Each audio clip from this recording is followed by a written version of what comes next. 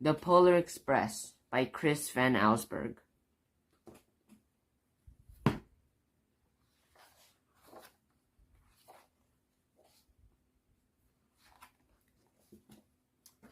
On Christmas Eve, many years ago, I lay quietly in my bed. I did not rustle the sheets. I breathed slowly and silently.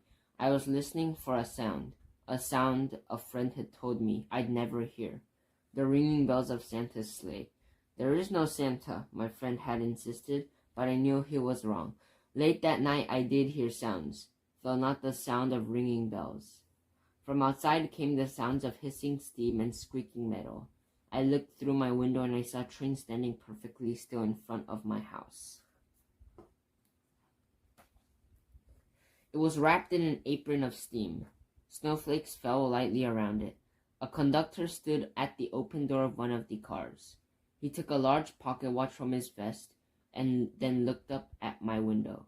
I put on my slippers and robe. I tiptoed downstairs and out the door. "All aboard," said the conductor. I ran up to him. "Well," he said, "are you coming?" "Where?" I asked. "Why, to the North Pole, of course," was his answer. "This is the Polar Express." I took his outstretched hand and he pulled me aboard.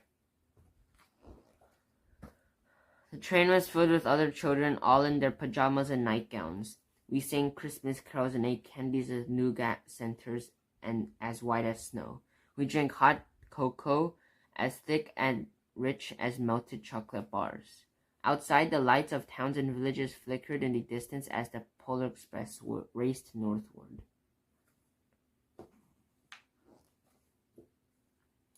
Soon there are no more lights to be seen. We traveled through cold, dark forests, where lean wolves roamed and white-tailed rabbits hid from our train as it thundered through the quiet wilderness.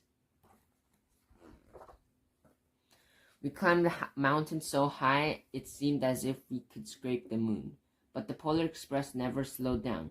Faster and faster we ran along, rolling over peaks and through valleys like a car on a roller coaster. The mountains turned into hills, the hills to snow-barren plains. We crossed the barren desert of ice, the great polar ice cap. Lights appeared in the distance. They looked like the light of a strange ocean liner sailing on the frozen sea. "There," said the conductor, "is the North Pole."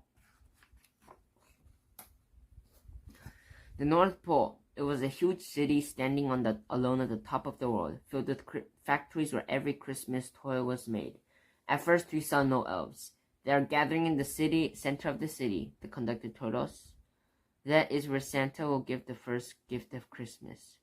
"Who receives the first gift?" we all asked. The conductor answered, "He will choose one of you."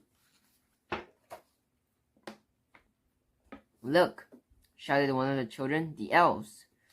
Outside we saw hundreds of elves. As our train grew closer to the center of the North Pole, we slowed to a crawl, and so crowded were the streets with Santa's helpers. When the Polar Express could go no farther, we stopped and the conductor led us outside.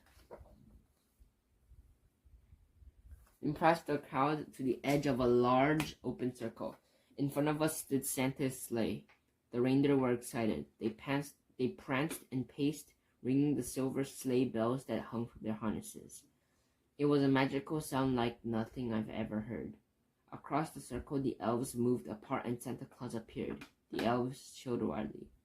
He marched over to us and said, pointing to me, "Let's have this fellow here." He jumped into his sleigh.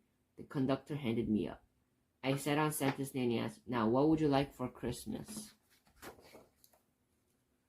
I knew that I could have any gift I could imagine, but the thing I wanted most for Christmas was not inside Santa's giant bag.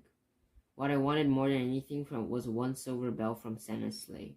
When I asked, Santa smiled. Then he gave me a hug and told an elf to cut a bell from the reindeer's harness. The elf tossed it up to Santa. He stood holding the bell high above him and called out, "The first gift of Christmas." A clock struck midnight as the elves roared their approval.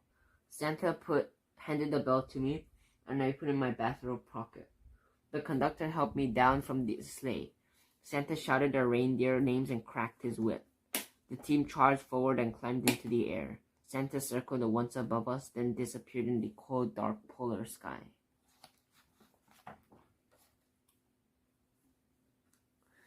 As soon as we were back inside the Polar Express, the other children asked to see the bell. I reached into my pocket, but the only thing I felt was a hole. I'd lost the silver bell from Santa Claus's sleigh.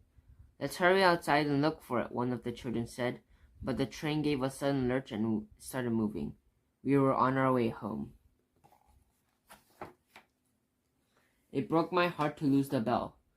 When the train reached my house, I sadly left the other children. I stood at my doorway and waved goodbye. The conductor said something from the moving train, but I couldn't hear him. "What?" I yelled out. He cupped his hand around his mouth. "Merry Christmas," he shouted. The Polar Express let out a loud blast from its whistle and sped away. On Christmas morning, my little sister Sarah and I opened our presents. When it looked as if everything had been unwrapped, Sarah found the one last small box behind the tree. It had my name on it. Inside it was the silver bell. There was the note. "Found this on the seat of my sleigh. Fix that hole in your pocket. Signed, Mr. C." I shook the bell. It made the most beautiful sound my sister and I had ever heard. But my mother said, "Oh, that's too bad." "Yes," said my father, "it's broken." When I checked in the bell, my parents had not heard a sound. At one time, most of my friends could hear the bell, but as years passed, it fell silent for all of them. Even Sarah found one Christmas that she could no longer hear its sweet sound. Though I've grown old, the bell still rings for me as it does for all who truly believe.